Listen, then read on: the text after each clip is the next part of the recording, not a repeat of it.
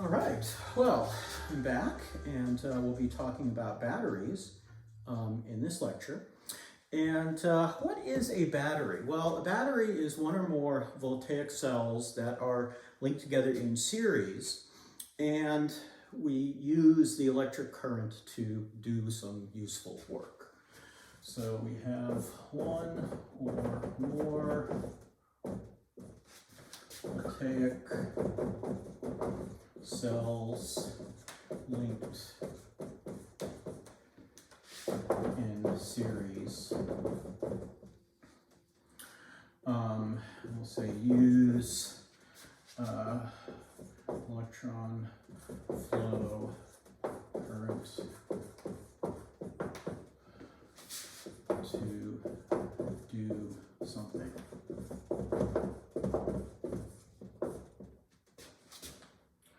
And we'll just say work, useful work. Now, if you've got multiple cells connected together, then the overall battery potential is just equal to the sum of those individual cell potentials. So let's just take a look at an example and of the lead storage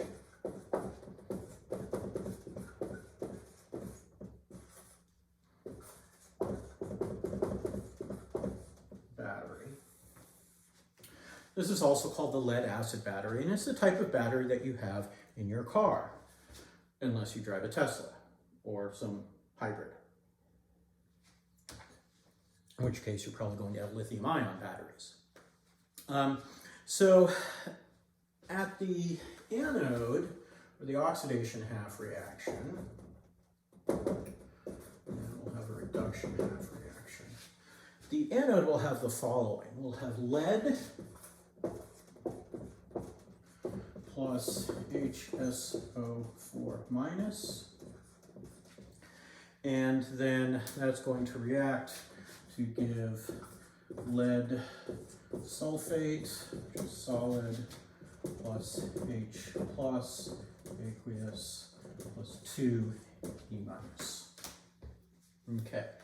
Now, as you're watching this, you're probably thinking, well, if you're watching it after the workshop and after I post the quiz, this looks really a lot like one of the quiz questions. So yes, pay attention here. But you'll want to actually do the calculations for the quiz because it's slightly different.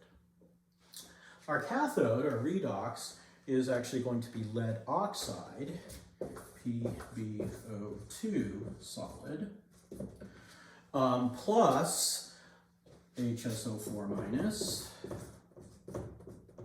aqueous, plus, what do I have here? 3 protons, 3 H plus, aqueous, plus 2 E minus, and that reacts to give lead sulfate, PbSO4 solid, plus, what do we have here? We will have 2 waters. Yes, 2 waters. This 2H2O liquid. So overall,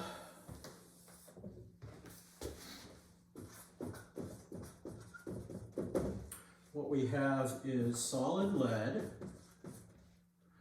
plus solid lead oxide plus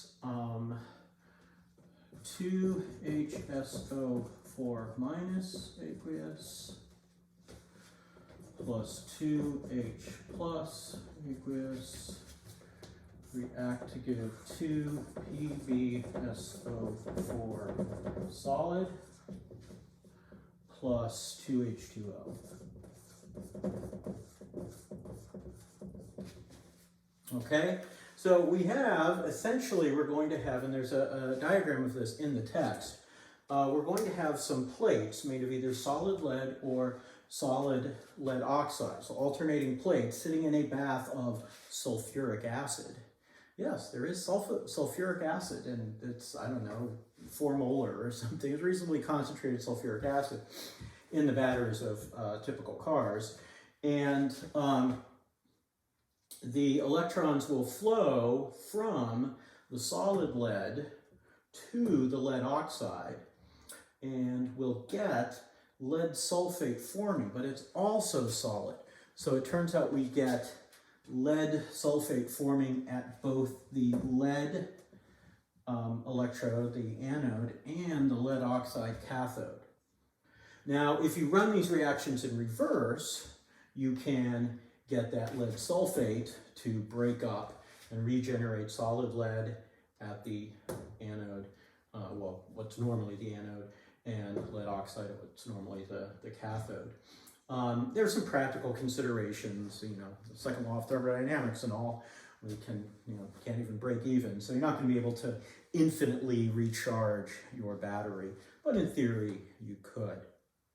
Okay, so our cell potential here, our E, is somewhere around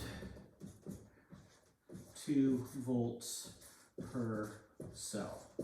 So if you have 6 cells, so one cell would be a plate of, and it's kind of a, not exactly a porous plate, almost like a waffle, or, you know, it's got holes in it, and a plate of lead and a plate of lead oxide in the bath. And then you'd have 6 of those individually, and they're all connected together inside the overall battery pack. And we get about 2 volts per cell. Now, there are lots of other batteries, and I'll just mention some of them here. We've got the acid battery with zinc, and it actually uses ammonia and ammonium in like a paste, and then also an alkaline battery. So, you know, your typical AA battery says alkaline on it, and it has zinc and hydroxide in like a kind of a paste. They're quote unquote dry cells because there's no liquid electrolyte, but they still have ions that can like kind of move through this paste. So if your alkaline cell ever like sits around too long in an electronic device and starts leaking that kind of nasty white stuff, that's not battery acid, that's actually hydroxide. That's actually probably some kind of, you know, manganese hydroxide or zinc hydroxide, something like that. It's still caustic, just like sodium hydroxide is, but it's not acid. So, you know, it's not a battery acid that's leaking, it's battery base. Okay, well, anyway. And there are all kinds of other batteries. There's some examples mentioned. There's silver cells. There are actually batteries containing mercury, nickel cadmium or NiCad batteries used to be found in rechargeable tools. They're not that great because the cadmium is kind of a pain to dispose of in terms of hazardous waste. And then of course we have lithium batteries, and then also lithium ion batteries. And lithium ion batteries are a little bit different. They make use of actual lithium ions carrying a charge in one direction and going from so if we got negative going from the oxygen to that goes to the, so they would go from the cathode to the anode, I guess, and then electrons go the other way to balance the charge. But there isn't an actual chemical reaction. There isn't like a corresponding redox process going on. So they're a little bit different, so a little trickier. And then there are also things called fuel cells. If anyone has ever seen a Toyota Mirai on the road, I see one in our, not in our neighborhood itself, but over here in the hills of Castro Valley near Canyon High School, I've seen one, and it's a hydrogen fuel cell vehicle. And so it actually makes use of a redox process, oxygen and hydrogen reacting to form water.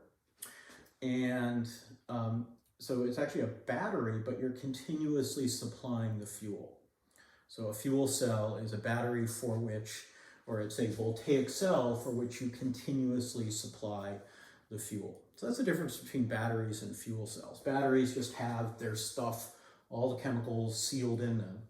Fuel cells you keep adding. you know, if your car battery is dead, one thing you could actually do is disconnect it, and then if it's not sealed, open it up and add more concentrated sulfuric acid to it. So you're adding more of this stuff here. And that, of course, is going to then drive the reaction towards products. And you've got now, excuse me, you've got now your higher potential. So, you know, if your battery is dead, then, you know, you don't have sulfuric acid anymore, you've got water. So I suppose you could drain out the water and then add sulfuric acid, or just add some concentrated sulfuric acid. And so people used to do that, and you could figure out if the battery is charged based on the density of the electrolyte, because concentrated sulfuric acid is much more dense than water. They're not much more dense, but, you know, so you measure the density, and if it's 1.18 grams per milliliter, compare that to water, where it's 1 gram per milliliter. If you have that higher density, you know you've got some sulfuric acid, your battery should be good. Yeah. So that's batteries. A little short lecture here, and next lecture will be on corrosion. And I just dropped my pen. But anyway, until then, I will see you guys later.